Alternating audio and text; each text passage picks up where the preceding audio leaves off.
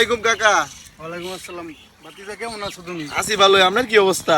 আছি তো বাতিজা, আলহামদুলিল্লাহ ভালোই। আপনার বিচার এলাম বাইতে পাইলাম না, কাকি করলাম না খেত আমি তো খেতে উঠছি কি সকালে। করছে? আপনার লগে কথা ছিল একটু। হ্যাঁ বাতিজা কও কি কি কথা? আর হুট করে তো আমার বিয়া ঠিক হয়ে গেছে গা, সামনে শুক্রবার আমার বিয়া। করছে আপনারা বাপু দুইজনে তো একজন যাইয়েন। আচ্ছা বাতিজা, দাওয়াত ঠিক রইলো। আছে, শুক্রবারে না? হ্যাঁ সামনে শুক্রবারে। আচ্ছা বাতিজা ঠিক আছে, তা যাইয়েন হ্যাঁ? তোমার দাওয়াত গ্রহণ করলাম ইনশাআল্লাহ। ঠিক আছে, আসসালামু আলাইকুম। ওয়ালাইকুম আসসালাম। বাতিজা সেদিনকে দাওয়াত দিয়ে গেল, শুক্রবার তাই বলছে দাওয়াতটা গিয়ে খাইয়ে গিয়া।